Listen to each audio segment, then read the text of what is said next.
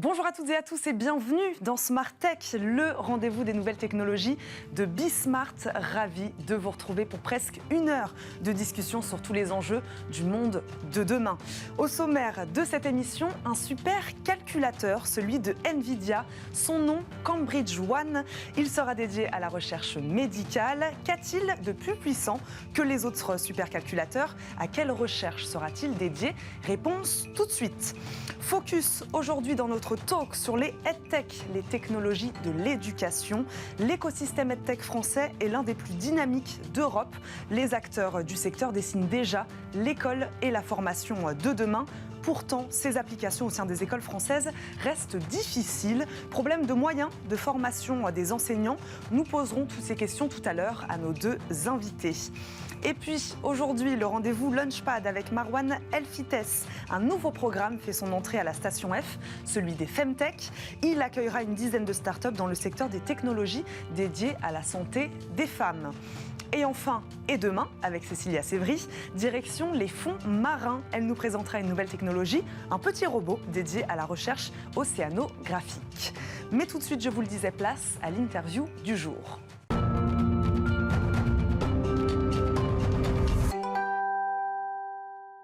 Le 7 juillet dernier, Nvidia a donné le coup d'envoi à son supercalculateur Cambridge One, basé au Royaume-Uni, dans la ville de Cambridge, dont il emprunte le nom.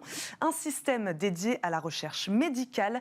Il s'agit du premier superordinateur construit par Nvidia pour la recherche externe. Il représente un investissement de 100 millions de dollars. Nadim Daher, chargé du développement de l'écosystème santé au niveau Europe chez Nvidia, est avec nous. Bonjour.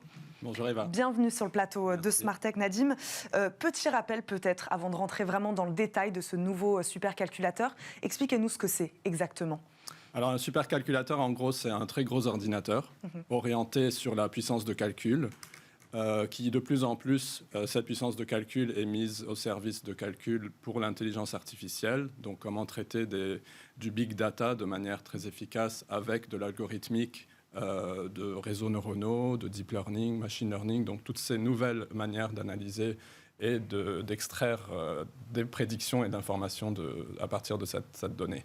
Donc on parle aujourd'hui d'un super calculateur, hein, ce tout nouveau supercalculateur Cambridge One. Qu'est-ce qui le distingue des autres déjà sur le marché ? Alors, du point de vue de la dimension, déjà, sa puissance de calcul le classe dans le top 50 des plus puissants du monde. Maintenant, forcément, c'est amené à glisser, puisqu'il y a une course dans le monde, à l'échelle des entreprises, aussi bien que des États, de construire toujours plus gros. Donc aujourd'hui, il est dans le top 50, aussi dans le top 3 des plus verts. Donc ça, c'est très important. C'est la particularité aussi. Une autre particularité dans le sens où l'énergie qui est assez conséquente, qui l'alimente, est à 100% issue d'énergie renouvelable. Donc ça, c'est un critère important, surtout pour l'applicatif santé qui vient avec. Donc voilà, il faut que l'aspect écologique soit aligné avec son destin. Donc plus puissant, plus respectueux de l'environnement, c'est ça. Je le disais, on l'applique ici à la recherche médicale. C'est la première fois qu'il est appliqué à la recherche médicale ou non? C'est plutôt commun. C'est le seul à l'échelle mondiale qui est dédié à la recherche biotech et médicale. Donc dédié, c'est-à-dire qu'il a été construit de cette manière-là? Alors non, la construction est la même pour différentes applications, mais voilà, il est destiné à la recherche médicale et biotech, là où d'autres supercalculateurs sont vraiment multifonctionnels. Un jour, on fait des travaux d'astronomie, le lendemain de climatologie ou autre. Celui-là est vraiment dédié à ce secteur parce ce secteur est très développé au Royaume-Uni, notamment à Cambridge, l'autre hub étant Oxford. Donc il est unique dans le sens où il va vraiment aller chercher à faire avancer la recherche, faire avancer les découvertes, aussi bien sur l'aspect découverte de nouveaux médicaments, le soin, les analyses des données patients, les analyses de la big data santé. En l'occurrence, ici, sur quoi porteront les recherches exactement? Alors elles seront diverses et variées. Il y a un premier panel de partenaires qui sont les partenaires en gros fondateurs qui apportent chacun leur premier projet. Il y en a un qui vient d'être complété d'ailleurs sur l'analyse d'imagerie médicale IRM pour faire avancer la recherche en neurologie. D'autres acteurs comme les géants de la pharma qui sont impliqués, donc AstraZeneca, GSK, qui sont issus de ce terreau fertile qu'est Cambridge, apportent plutôt une dimension d'accélérer la découverte de nouveaux médicaments, la simulation d'interaction de molécules dans l'espoir d'être beaucoup plus réactif quand on identifie un nouveau pathogène, un virus comme celui de la Covid, rapidement pouvoir trouver des candidats aux médicaments, faire accélérer cette réflexion en entonnoir, où on part de milliards de possibilités de la pharmacopée et identifier quelques milliers qu'on va apporter dans les phases humides en laboratoire pour faire les essais et au-delà, bien sûr, les essais cliniques sur l'animal et sur l'homme. Donc, ces phases amont qui, d'habitude, prenaient des années, voire des dizaines d'années, peuvent être ramenées à des mois. Et on l'a vu, là, il y a beaucoup de candidats aux médicaments qui ont déjà émergé 2 ans à peine après l'émergence du Covid. On n'est pas encore à dire on a trouvé le médicament ou le vaccin grâce à ça, mais je crois que ces phases amont ont été nettement accélérées. Vous parliez tout à l'heure, en effet, de cette manne d'informations, notamment sur la biologie moléculaire.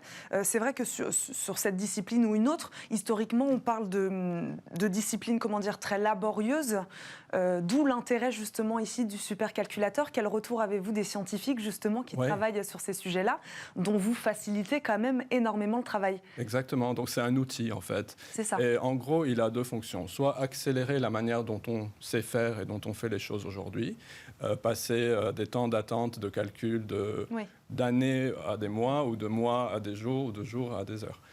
Donc il y a cette accélération de l'état de l'art de ces travaux. Et ensuite, il y a l'innovation. Apprendre à faire autrement avec ces nouvelles techniques qui ne cessent d'avancer au jour le jour et qui tendent vers l'intelligence artificielle, donc qui nécessitent une puissance de calcul adaptée. Comment se place aujourd'hui votre technologie, la technologie NVIDIA, par rapport à celle des autres acteurs du marché ? Alors, NVIDIA est vraiment transverse dans le monde de la Big Tech, dans le sens où on développe des solutions d'infrastructure avec de l'algorithmique, des couches logicielles de plus en plus élaborées, qui à leur tour sont soit déployées dans des data centers en propre, dans des supercalculateurs, mais aussi dans les data centers justement de nos partenaires tels que les clouders, les 3 grands cloud mondiaux, les GAFAM américains, sont tous équipés de très gros data centers, forcément très bien équipés de technologie NVIDIA, qui est revendue à l'heure, à la journée ou à la semaine, donc en mode as a service. Donc vous travaillez avec ces géants de la tech aujourd'hui, vous n'êtes pas concurrents, ou peut-être sur certains aspects de votre technologie, en tout cas vous travaillez avec eux. Alors la mise sur le marché, forcément, il y a quelque part une concurrence entre différents modèles. Est-ce qu'on veut externaliser, est-ce qu'on veut aller sur le cloud, ou est-ce qu'on veut faire les choses en propre? Donc l'accès à la technologie, le go-to-market, comme on dit, est peut-être à des moments concurrentiel, mais sur l'aspect technologique, on est partenaire de tous ces fournisseurs de services de calcul déporté, de cloud, etc. Pour rester sur la comparaison et sur cet aspect international avec vous, Nadim, donc vous parliez de la concurrence ou non d'ailleurs de ces géants de la technologie. Là, on parle d'une technologie qui a été développée au Royaume-Uni. Un petit mot peut-être sur la France. Comment se place la France aujourd'hui sur ces super ordinateurs, sur ces super calculateurs ? Alors, je crois que dans les classements qui sont mis à jour régulièrement, la France apparaît dans des places louables en termes de supercalculateurs. Donc, il y a le très grand centre de calcul, le GENSI, le nouveau supercalculateur Jean Zé. Donc, la France y est. Je pense cependant, d'un point de vue vraiment santé, on ne les a pas vus vraiment créer un écosystème de collaboration entre ces mondes qui, en France, se côtoient sans vraiment collaborer. Sans vraiment créer de synergie. Donc, le monde académique, le monde scientifique, qui sont vraiment... on peut que dire qu'il y a de l'excellence en France. À côté, il y a le monde du soin et le monde industriel. Et ce supercalculateur Cambridge One est vraiment en train de réunir des acteurs de tous bords et de créer des synergies entre eux. Alors, on ne dit pas qu'il s'agit de brasser la donnée des uns et des autres, qui est très propre et très protégée par chacun, mais ces projets finissent par se complémenter et tous travailler sur ce même outil qui est un supercalculateur permet forcément de créer des synergies, un écosystème qui développe toutes ces parties prenantes. En France, on le voit peu. On voit ces domaines un peu en silo, un peu isolés. Et on n'a pas vu ces supercalculateurs, par exemple, permettre encore de donner cet élan aux projets nationaux qui ont été démarrés en France ces dernières années. Dont on peut citer, bien sûr, le projet du dossier patient informatisé qui, aujourd'hui, était censé être touché à tous les citoyens français. Le projet Médecine France Génomique, qui, à 2025, c'est demain, est censé avoir séquencé des millions et des millions de Français pour la recherche. Le Health Data Hub, qui, aujourd'hui, était censé être à ce stade, était censé être un guichet d'accès à l'information de données de soins et de santé et qui patauge, on peut le dire, dans des remises en question stratégiques ou autres. On va rester, Nadim Daher, sur ce que vous venez de nous dire, c'est-à-dire la création de synergies, en tout cas grâce à ce supercalculateur. Merci beaucoup d'avoir répondu à nos questions aujourd'hui. Je le rappelle, vous êtes donc chargé de développement de l'écosystème santé au niveau Europe chez NVIDIA. Merci de nous avoir accompagnés. C'est l'heure de notre talk du jour. Focus aujourd'hui sur les EdTech. Je vous le disais, focus aujourd'hui dans notre talk sur les EdTech, les technologies de l'éducation.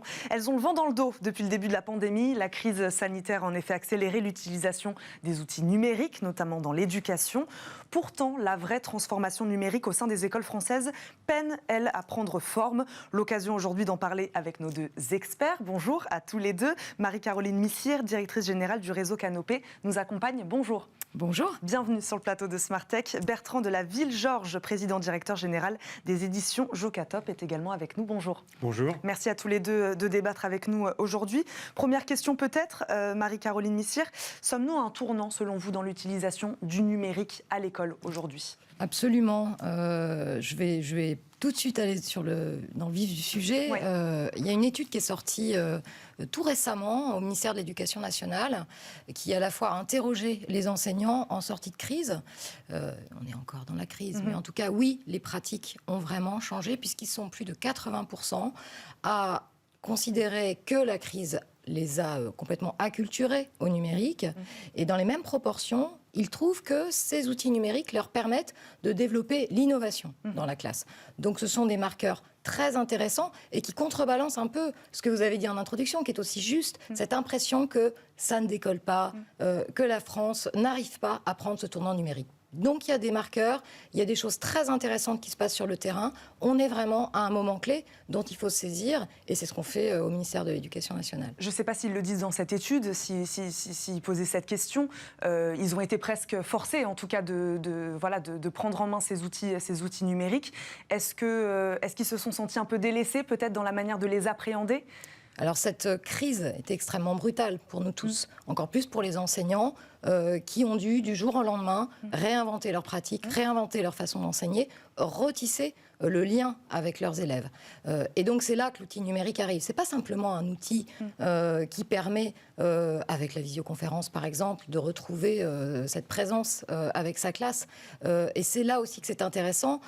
Oui, il y a eu cette sidération, il y a eu cette obligation d'y aller, mais il y a eu aussi cette découverte très intéressante d'outils qui permettent non seulement la relation, mais qui permettent aussi d'aller chercher des élèves qui vont être moins participatifs quand on est dans une configuration de classe classique, des élèves en difficulté, d'adapter sa pédagogie, d'individualiser. Et c'est là, effectivement, que la EdTech peut être extrêmement intéressante, non seulement avec son côté technique, mais aussi avec toute l'innovation qu'elle apporte et le changement des pratiques. Et c'est ça qu'il faut accompagner. C'est pour ça que la formation, c'est ce qu'on fait nous à Réseau Canopé, est absolument essentielle pour tisser ce pont entre la EdTech le ministère de l'Éducation nationale, s'il n'y a pas de formation, il n'y aura pas de changement des usages. Et c'est vraiment le pari qu'on fait à Réseau Canopé. Il faudra en effet plus de formation des enseignants.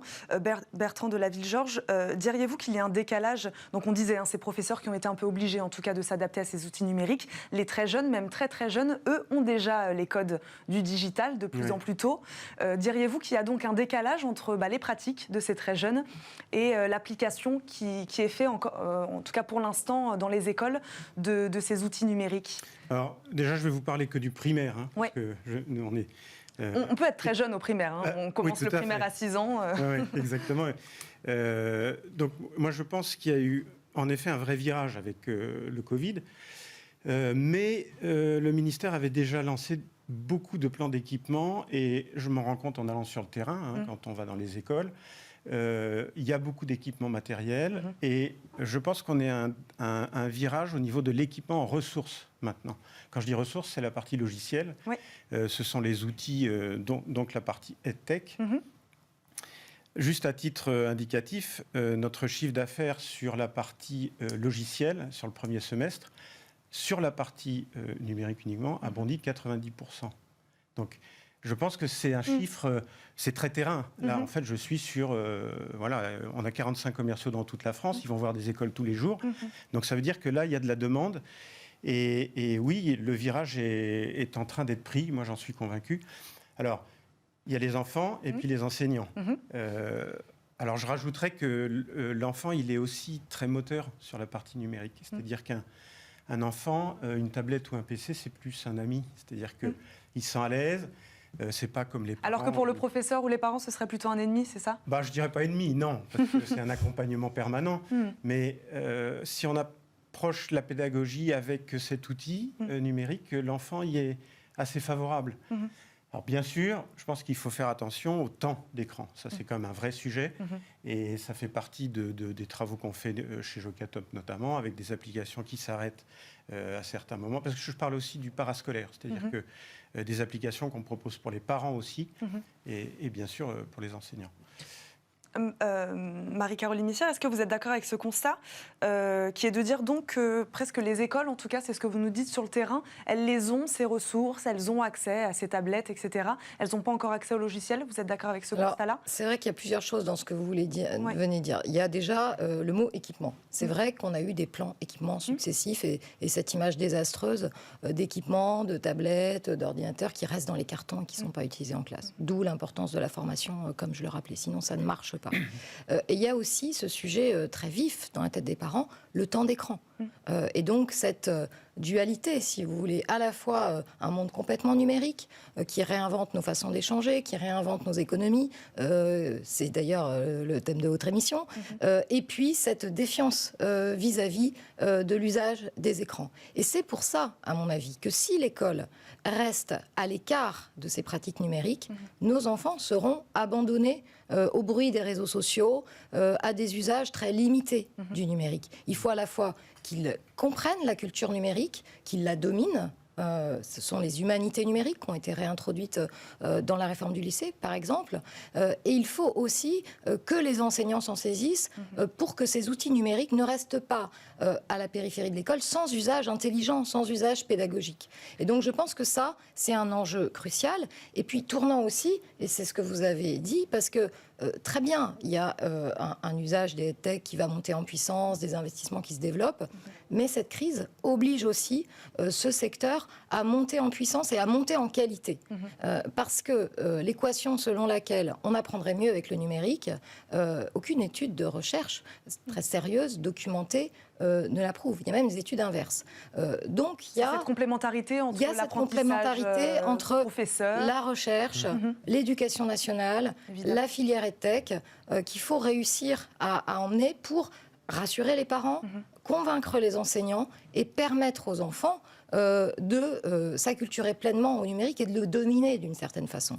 Et pour que ce ne soit pas laissé à une toute petite partie de la population de privilégiés qui savent coder, qui comprennent très bien leur numérique et qui, moi ça m'a toujours frappé, qui laissent leur portable éteint la plupart du temps. Voilà. Il y a aussi cette capacité à ne pas dépendre de ces outils, et c'est notre responsabilité. Ça, on en parlera peut-être, comment être sûr qu'elle ne favorise pas les inégalités, parce que la fracture numérique est encore là en France dans certains endroits. Bertrand de la Ville-Georges, je crois que vous vouliez réagir. Je voulais juste aussi préciser, dans la partie des ressources numériques, on a le côté application sur tablette ou sur fond de classe. Vous voyez, les outils fond de classe pour des exerciceurs, voilà, ça c'est un type d'application.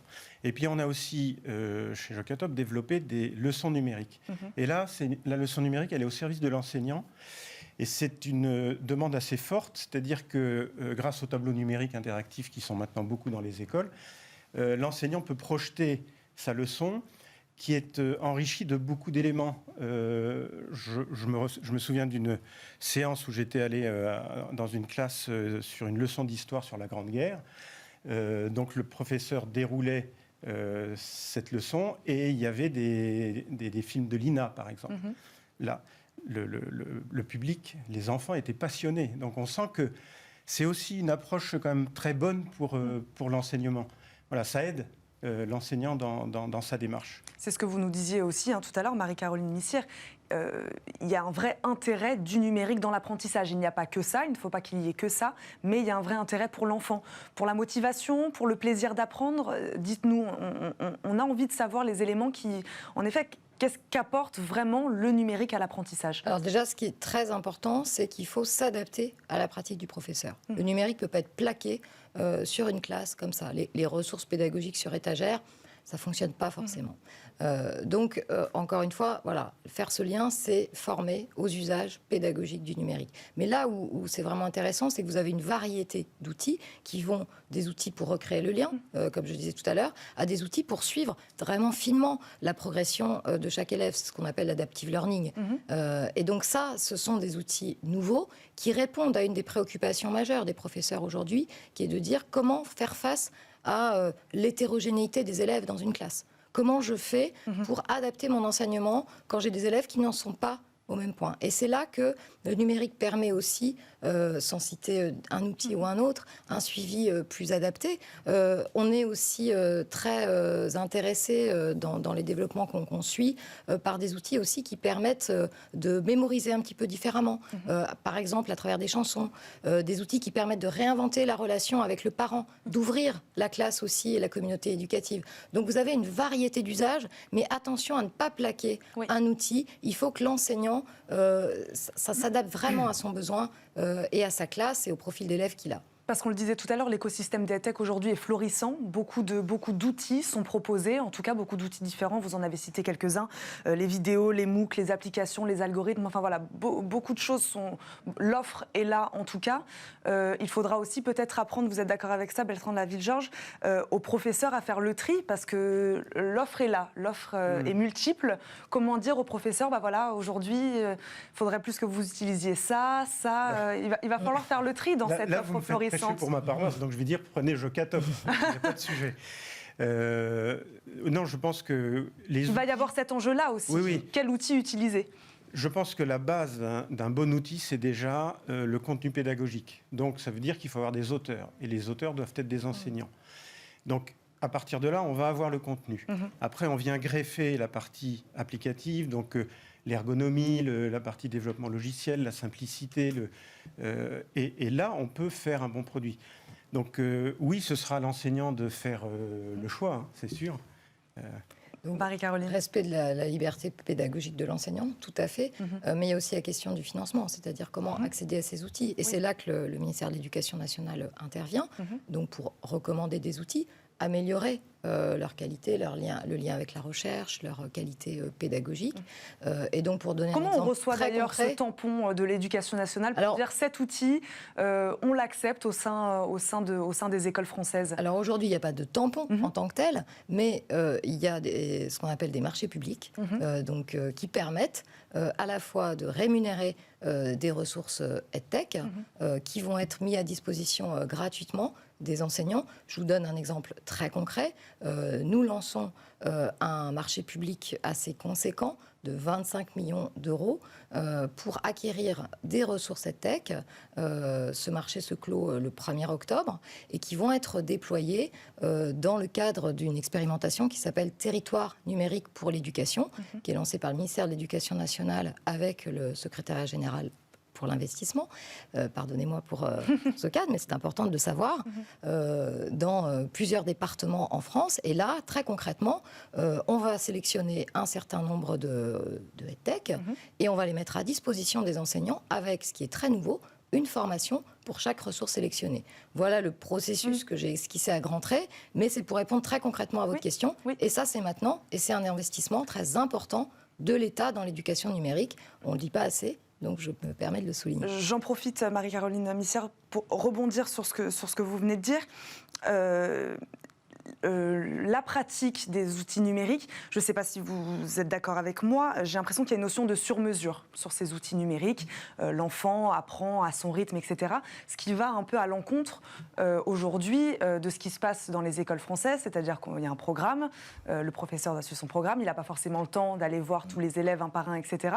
Comment, vous n'êtes peut-être pas d'accord avec ça, comment faire pour que ces deux mondes se rencontrent, c'est-à-dire un monde des outils numériques peut-être plus sur-mesure, et puis un professeur qui a 30 élèves devant lui en classe et qui ne peut pas forcément aller les voir un par un. Je ne pense pas que les outils fassent du sur-mesure. Non, d'accord. Non, je pense que si vous voulez, les auteurs avec qui on développe nos produits suivent une progressivité, suivent bien sûr le programme de l'éducation nationale.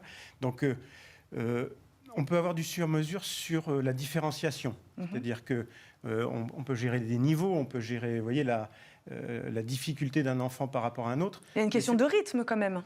De rythme d'apprentissage. Ah oui, c'est là que vous voulez dire du sur-mesure. Voilà. D'accord, oui, mais il ne se fait pas son propre apprentissage, oui, c'est ça que je veux dire. Oui, tout à fait. Oui, mais ça, c'est un avantage. C'est-à-dire qu'en effet, il peut... ça permet à l'enseignant de le faire aller à son rythme. Il n'y a pas de paradoxe, les deux... Non, et je pense que si on observe un peu ce qui se passe dans le monde, notamment en Chine, qui draine les plus gros investissements EdTech mondiaux, dans des proportions assez phénoménales par rapport à ce qu'on connaît en Europe et en France, la plus grosse levée de l'année en Chine, c'est justement une entreprise de tutorat en ligne, Yuan Fudao, je ne sais pas si je prononce bien. Et donc, voilà, ça montre qu'il y a une tendance sur un intérêt pour la personnalisation des apprentissages que permet aussi l'intelligence artificielle. Voilà un peu les tendances de la tech au niveau mondial. Et vu la hauteur de l'investissement, je vais quand même vous le donner, c'est quand même 3,5 milliards de dollars en 2020. Donc on est quand même sur une tendance forte. Et puis j'insiste, si la Chine draine la majorité des investissements, c'est aussi une question pour nous de souveraineté en Europe, en France, qui est très, très, très importante. Et il faut aussi qu'on prenne ce tournant en ayant bien ça en tête. Il y a un enjeu de souveraineté, évidemment, quand on parle du numérique. Bertrand de la Ville-Georges. Oui, je pense aussi à une autre composante importante, c'est les parents. Donc là, vous en parliez tous les deux d'ailleurs. Il y a un lien très fort. Il faut impliquer les parents dans et ça s'est révélé avec la crise sanitaire. Et on se rend compte que les outils numériques permettent aussi de faire le lien entre l'enseignant et la famille. Par un cahier de texte numérique, par des exercices qui sont faits en classe et puis qui vont être reproposés à l'enfant en se reconnectant directement le soir parce qu'il l'a eu dans son cahier de texte numérique. Et ça, c'est important pour que, je pense que la famille, qui est quand même une valeur fondamentale, puisse s'impliquer dans la pédagogie et travailler avec l'enseignant. Et l'outil numérique est vraiment bon pour ça. Je voulais revenir sur, on en a un peu parlé tout à l'heure, Marie-Caroline Missière, comment garantir alors aujourd'hui l'éducation pour tous, le numérique pour tous, comment garantir ça ? Alors il y a un sujet, je pense, d'infrastructure. Il y a encore des zones où on n'est pas suffisamment équipé, mais au sens de l'infrastructure, donc du Wi-Fi, de l'accès à la connectivité. Donc ça, c'est un premier enjeu. Parce qu'il y a des choses qui dépendent de l'État, d'autres des collectivités. Absolument. Il faut faire travailler tout on est ce sur monde-là un ensemble. système de financement assez complexe. On ne va pas le détailler ici, mais comme vous le dites, l'infrastructure, c'est plutôt du rôle de l'État. L'achat d'équipements a été décentralisée, donc pour les mairies, pour l'école primaire, les collèges, pour les départements pour les collèges et les régions pour les lycées. Et puis au ministère de l'Éducation nationale, tout le volet pédagogique, donc les ressources, la formation, etc. Donc effectivement, moi je considère que la crise et tout ce qu'on a vécu tous ensemble, y compris avec la filière EdTech pendant cette période, avec les enseignants et les parents, ça a accéléré le fait de travailler ensemble, de travailler mieux ensemble. Ce dispositif dont je vous parlais, territoire numérique pour l'éducation, en est une bonne illustration parce qu'il y a un volet formation des parents aussi. Donc c'est un élément très intéressant et très important et qu'on doit maintenant un petit peu peut-être adapter les modes de gouvernance du numérique éducatif, les repenser. Et c'est tout le chantier, vous savez, des états généraux du numérique qui sont tenus... il y aura bientôt 1 an, c'était en novembre dernier, et où tous les acteurs étaient réunis pour se projeter dans l'avenir, répondre à la question que vous venez de poser, dont je n'ai pas toutes les réponses, mais c'est un enjeu majeur et c'est très très important qu'on puisse regarder sereinement l'avenir, former nos enfants avec une grande exigence et avec toujours ce souci aussi de souveraineté dont je parlais tout à l'heure qui me paraît très important. On n'a peut-être pas toutes les réponses, en tout cas on se pose les bonnes questions. C'est ce que vous nous dites aujourd'hui. Très bien, merci beaucoup à tous les deux d'avoir débattu aujourd'hui avec nous sur le plateau de Smart Tech. Bertrand Delaville-Georges, je rappelle, vous êtes président directeur général des éditions Jocatop. Marie-Caroline Missire, directrice générale du réseau Canopé. Merci beaucoup. Merci. On marque une courte pause, nous, et puis on se retrouve tout de suite pour votre rendez-vous Launchpad.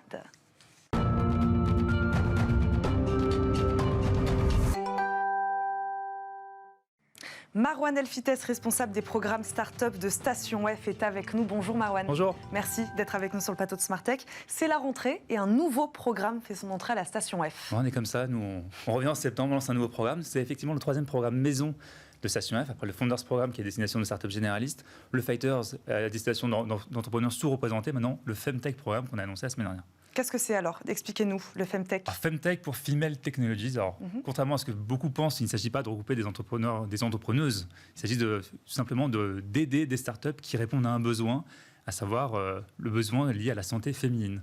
Pas mal de sujets qui sont regroupés là-dedans. C'est un très très gros secteur. C'est un gros marché? C'est un très grand marché. On parle d'1 trillion de dollars en 2027, donc la projection, qui est encore assez peu représentée, assez peu connue, mais on va parler de sujets autour de la menstruation, le suivi des règles, autour de la grossesse, le bien-être, le plaisir sexuel, etc., etc. Donc santé et femmes. Santé et femmes. Comment se concrétise alors ce programme Femtech à la Station F? On a commencé tout simplement par un test en début d'année. On a eu pas mal de personnes de l'équipe Station F qui voulaient lancer ce sujet, qui ont vu qu'il y avait une vraie tendance qu'il fallait qu'on adresse. On a tout simplement commencé. On a accueilli près de 8 startups au sein du Founders Programme pour voir quels sont les besoins que rencontraient ces entrepreneurs et entrepreneuses. Il y a pas mal d'entrepreneuses forcément derrière ce sujet Femtech. Puis on les a accompagnés et on a vu qu'il y avait un vrai besoin. Donc là, on l'annonce officiellement pour avoir une 2e saison à partir du 18 novembre. Donc les candidatures sont ouvertes dès maintenant. Et donc le programme va commencer à partir de fin novembre. Comment vous les aidez alors? Comment vous les avez choisis déjà? Comment vous les aidez? Comment vous allez les accompagner? Donc sujet Femtech, appel à candidature ouverte. Donc c'est dès maintenant, on veut des fondateurs et fondatrices dédiés sur le projet. On veut au moins une preuve d'exécution. On veut une roadmap très claire et on va voir les besoins pour voir si on peut y répondre. Donc ça c'est le formulaire de candidature classique et puis après on va s'y atteler pour les appeler et les sélectionner. Ensuite le programme, track généraliste lié au Founders Programme classique. Et ensuite on va apporter des ressources très particulières liées finalement aux besoins du marché. Lorsque vous êtes une entrepreneuse et un entrepreneur dans le secteur Femtech, vous allez avoir pas mal de barrières d'un point de vue financement, d'un point de vue marketing, d'un point de vue produit, d'un point de vue leadership. Donc on va mettre en place pas mal d'ateliers sur ces thématiques-là et office hour pour que ces entrepreneuses, pour l'essentiel, puissent pouvoir affronter le marché. Quelques exemples vous avez à nous donner? Alors énormément, qui sont liés notamment à la première saison et vous allez voir l'ensemble des scopes qui sont assez divers, notamment Sonio, une startup qui est une sorte de medtech finalement, qui est une startup logicielle qui va utiliser l'intelligence artificielle pour faire un diagnostic prénatal. On a pas mal... c'est un vrai sujet, comment on est des échographistes pour détecter des malformations ou des maladies rares près du fœtus. Et donc, c'est une super startup medtech fondée par 3 fondateurs, un responsable technique, un responsable scientifique et un responsable business, l'ancienne directrice du Hub BPI France notamment. On va avoir aussi d'autres domaines au-delà de la medtech, notamment des DNVB. Pour penser à Puissante, dans le domaine de la sextech, il s'agit de s'adresser au bien-être, plaisir féminin en commercialisant simplement un sextoy à destination des femmes. Super campagne de financement sur Ulule, près de 200 000 € collectés. Donc Ulule étant une plateforme de financement participatif. forcément, vous lancez une sextech, vous allez avoir face à vous pas mal de tabous.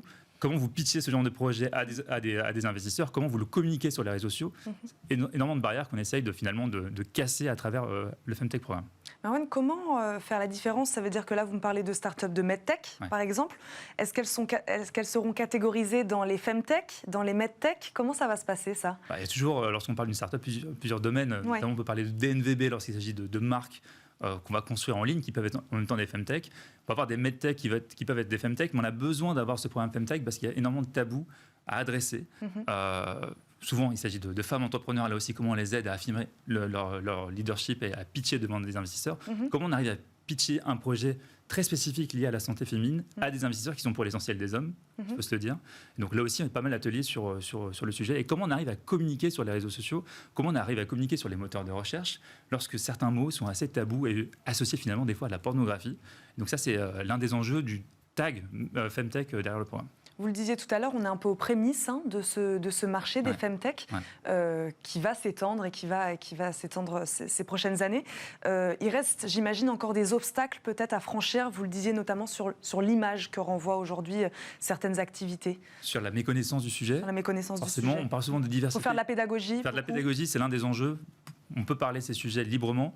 Il faut aussi pouvoir lever les barrières. Encore une fois, le financement, c'est clé. Vous allez avoir des VC généralistes. Comment je pitch un projet Femtech à un VC généraliste? Comment je trouve les bons réseaux de business angels sur le sujet? Comment j'arrive enfin à, notamment, un exemple très simple, vous voulez mettre en place une plateforme de paiement sur votre site, par exemple si vous avez une marketplace, là aussi parfois certaines règles vous empêchent de le faire, certains outils empêche finalement de mettre à disposition des plateformes de paiement sur des sextech, par exemple. Donc là aussi, comment on arrive à communiquer grâce à la force de frappe de Station F pour pouvoir mettre ces entrepreneurs finalement au même niveau que les autres entrepreneurs de l'industrie start-up. Et vous allez travailler quotidiennement avec ces start-up de la Femtech? Bien sûr, c'est un programme qui va durer 6 mois, 2 batchs par an, à destination de 10 start-up. Donc à peu près entre 10 et 20 entrepreneurs qu'on va pouvoir accompagner avec des ressources généralistes et des ressources spécifiques avec des accompagnements one-to-one aussi. Merci beaucoup, Merci. Marwan Elfites, d'avoir été avec nous aujourd'hui, d'avoir mis en lumière ce secteur des Femtech, qui va donc grossir, on l'espère en tout cas. Merci beaucoup. Je le rappelle, vous êtes responsable des programmes start-up de la Station F. Merci beaucoup. On vous retrouve très vite dans Smart Tech, je pense. Super, super. Tout de suite et demain, avec Cécilia Sévry, direction les fonds marins.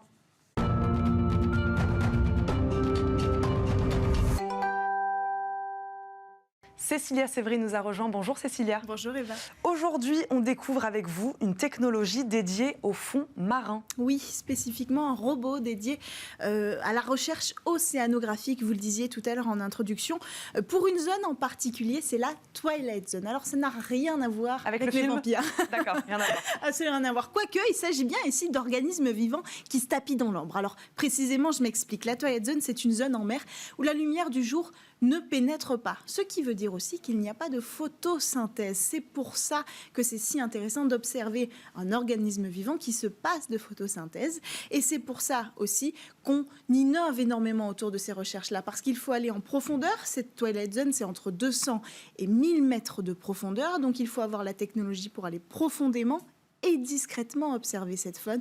C'est très important. Alors, beaucoup d'innovations, je l'ai dit, sont nées de cette problématique. Et la dernière en date, elle nous vient des États-Unis, de 2 chercheurs californiens. Ensemble, ils ont créé Mesobot. C'est un robot autonome et sous-marin de quand même 225 kilos. C'est assez énorme, ça fait un gros poisson pour les fonds marins. Et il va suivre la faune dans son quotidien. On parle ici des poissons, des crustacés ou alors des zooplanctons. Et le jour, ils restent dans les profondeurs, ils se protègent en fait des prédateurs. La journée, par contre, ils vont... Alors non, c'est l'inverse. La journée, ils vont rester dans les profondeurs pour se protéger des prédateurs. Et la nuit, là, ils vont remonter pour avoir une vie sociale, manger, se nourrir, etc.